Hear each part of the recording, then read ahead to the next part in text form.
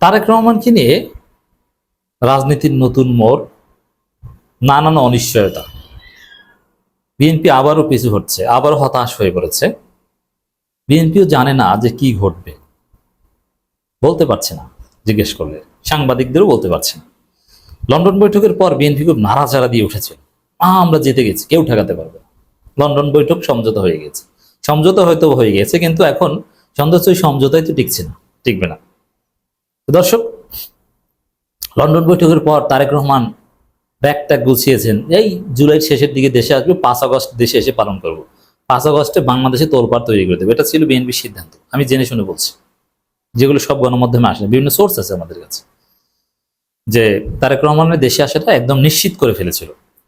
কোন বাড়িতে থাকবে সেই বাড়ির ঘষা মাজাও ক্লিয়ার। একতলা বিল্ডিং এ থাকবে, হাই সিকিউরিটি থাকবে, কারা কারা নিরাপত্তায় থাকবে, সরকারের কাছে চিঠি টিঠি দেওয়া, অনেক কিছু পর্দার অন্তরাল হয়ে গিয়েছিল। যে তারেক রহমানের শর্ত, দেশে আসার শর্ত দুইটা, আমি আগে জানিয়েছিলাম, যারা না জানেন আবারও মুখস্থ করেন। দুইটা শর্ত নিশ্চিত হলে তারেক রহমান দেশে আসবেন, এছাড়া না। একটা হচ্ছে নির্বাচন হবে নিশ্চিত, অমুক তারিখই হবে, এবং সেই নির্বাচনে তারেক রহমান জিতবে, এটাও নিশ্চিত। এই দুইটা যখন নিশ্চিত হবে তখনই তারেক রহমান দেশে আসবে। এই দুইটা নিশ্চিত হয়েছিল, যে ফেব্রুয়ারিতে নির্বাচন, 12 তারিখও মোটামুটি তারা ধরে নিয়েছিল, এবং তারেক রহমান জিতবে। এর কারণেই তারেক রহমান জুলাইয়ের শেষ সপ্তাহে দেশে আসার সিদ্ধান্ত নিয়েছিল, যে 5 আগস্ট উদযাপন করবেন দেশে এসে।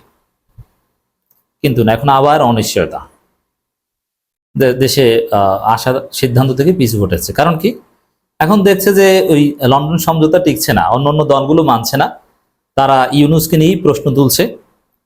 ফেব্রুয়ারিতে নির্বাচন হওয়ার কোনো লক্ষণ নাই, সরকারও পারবে না, রাজনৈতিক দলগুলো প্রস্তুতি নেই, বিএনপিও পারবে না। বিএনপিতে যে কামড়াকামড়ি, তাদের কামড়াকামড়িতে নির্বাচন হবে না। এখন আবার তারেক রহমান ব্যাগের চেইন খুলে ফেলেছে, যে না, জামা কাপড় যেগুলো গুছিয়েছিলাম যে দেশে যে বাড়ি যেয়ে পড়বো, ওগুলো এখন আবার পড়ি। কারণ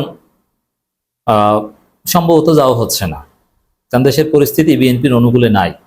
চরমনের এক সমাবেশ করে রাজনীতিতে তোলপাড় তৈরি করে দিয়েছে। পিআর সিস্টেম নিয়ে দেশে যা শুরু হয়েছে, এতে তো আমার প্রধানমন্ত্রী হবে না। পিআর সিস্টেম, স্থানীয় সরকার নির্বাচন হলে তো বিএনপিকে মানুষ ঝাড়ু পেটা করবে, তার চাইতে আমি লন্ডনে থেকে ইমোতে সার্ভিস দিই। পরিস্থিতি আবার সেদিকে যাচ্ছে, মানে তারেক রহমান দেশে আসাটা আবার অনিশ্চিত হয়ে পড়েছে। তো কবে দেশে আসবে কি বিএনপি আর বলতে পারছে না। একটা খবর, তারেক রহমানের দেশে ফেরার তারিখ চূড়ান্ত হলে ঘোষণা দেবে বিএনপি। মানে চূড়ান্ত নয়, চূড়ান্ত হলে ঘোষণা দেবে, কিন্তু চূড়ান্ত না, করতে পারেনি। কিন্তু বাড়িঘর ঘষা মাজা কিন্তু করেছিল, যে কোন বাড়িতে থাকবে। গুলশানেই, একবার বলে বাড়িধারা, একবার বলে গুলশান, আবার কিনে বলে ধানমন্ডি। তবে গুলশান বাড়িধারা এই দুইটার মধ্যে একটাই থাকবে যদি আসে, তবে কবে আসে কোনো গ্যারান্টি নেই, অনিশ্চিত, আবার অনিশ্চয়তার মধ্যে পড়েছে। বিএনপির ভারপ্রাপ্ত চেয়ারম্যান তারেক রহমান, এখানে আমার এই আজকের আলোচনায় কিছু ইঙ্গিত থাকবে যে কি এ বিষয়ে কিছু অফিসিয়াল কথাবার্তা এসেছে। বিএনপির ভারপ্রাপ্ত চেয়ারম্যান তারেক রহমান দেশে ফেরার দিনক্ষণ চূড়ান্ত হলে দলের পক্ষ থেকে ঘোষণা দিয়ে জানানো হবে। এর মানে চূড়ান্ত হয়নি, যদি হয় তাহলে জানানো হবে, এবং চূড়ান্ত কিছু বলতে পারছে না। অথচ হাইপ তুলেছিল তারা, এই জুলাইয়ের শেষ সপ্তাহে নিশ্চিত, অথচ জুলাই তো প্রায় শুরু হয়ে গেছে, এখন আর বাকি কি বলতে পারছে না। মিডিয়া সেলের সদস্য বিএনপি শাহরুল কবির খানের কাছে অনেক তথ্য আছে। তিনি ওইভাবে ক্যামেরার সামনে আসেন না, কিন্তু মিডিয়ায় তথ্য দেওয়া বা অফিসিয়াল তথ্য সবচেয়ে বেশি থাকে, এবং সবচেয়ে বিশ্বস্ত হচ্ছে শাহরুল কবির খান, তারেক রহমানের খুব ঘনিষ্ঠ।